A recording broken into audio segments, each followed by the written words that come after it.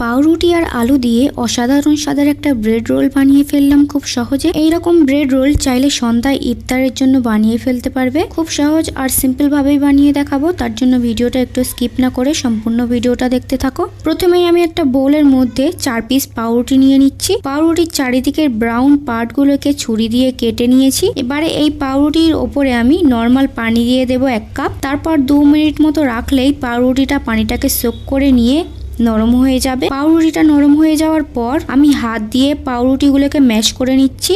তোমরা চাইলে এই কাজটা কাঁটা চামচ দিয়েও করে নিতে পারো, তবে লক্ষ্য রাখতে হবে পাউরুটিগুলো যাতে একদমই ম্যাশ হয়ে যায়, কোনো রকম গোটা হয়ে না থাকে। তারপর আমি একটা সেদ্ধ আলু, 1 কাপ কোচানো পেঁয়াজ, কিছুটা ধনেপাতা কুচি, একটা কাঁচা ঝাল দিয়ে দিলাম, হাফ চামচ নুন, হাফ চামচ ঝালের গুঁড়ো, হাফ চামচ জিরা গুঁড়ো, হাফ চামচ ধনে গুঁড়ো, হাফ চামচ বিট নুন বা ব্ল্যাক সল্ট, হাফ চামচ দিয়ে দিচ্ছি চাট মশলা। তারপর ভালো করে সব ইনগ্রেডিয়েন্টসগুলোকে হাত দিয়ে মিক্স করে নেব। মেশানো হয়ে গেলে হাতে সামান্য তেল বা ঘি ঘষে নিয়ে যত বড় বা ছোট করে বানাতে চাই সেই অনুযায়ী হাতের মধ্যে নিয়ে চেপে চেপে প্রথমে গোল করে তারপর লম্বা শেপ করে নিচ্ছি। দেখো ঠিক এইভাবে আমি সবকটা বানিয়ে নিচ্ছি। 4 পিস পাউরুটি আর একটা আলুতে আমার এতগুলো ব্রেড রোল হয়েছে। এবারে একটা গোলা বানিয়ে নেব। তার জন্য একটা বোলের মধ্যে 3 বাটি ময়দা নিয়ে নিচ্ছি। সবকিছুর পরিমাণটা তোমরা চাইলে বাড়িয়ে বা কমিয়ে নিতে পারো। ময়দার মধ্যে আমি 1 চামচ নুন দিয়ে দিলাম, হাফ চামচ ঝালের গুঁড়ো দিয়ে দিলাম। 3 বাটি ময়দার জন্য আমি এখানে 1 কাপ পানি দিয়ে হাত দিয়ে মিক্স করে নিচ্ছি। ব্যাটারটাতে যাতে কোনো রকম গোটা হয়ে না থাকে তাই আমি হাত দিয়ে খুব ভালো করে মিক্স করে নিচ্ছি। ব্যাটারটার কনসিস্টেন্সিটা ঠিক এইরকম পাতলা হবে।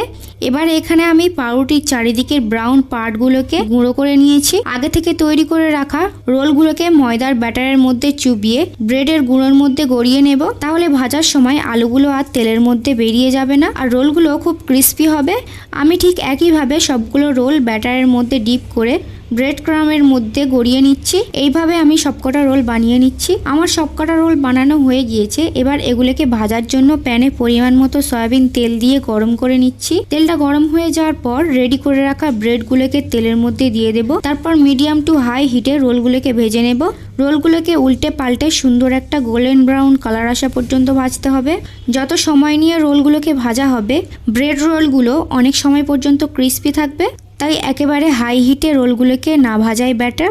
আমি গ্যাসের মিডিয়াম হিটে 7 মিনিট ভাজার পর বাকি 3 মিনিট হাই হিটে ভেজে নিয়েছি। এখানে আমি রোলগুলোকে সব মোট 10 থেকে 12 মিনিট মতো ভেজে নিয়েছি। সুন্দর একটা গোল্ডেন কালার চলে এসেছে। এবারে তেল ঝরিয়ে রোলগুলোকে তুলে নিচ্ছি। এই ব্রেড রোলটাকে আমি ইফতারে টমেটো সস দিয়ে সার্ভ করেছিলাম। তোমরা চাইলে টমেটো সস ছাড়াও সার্ভ করতে পারো।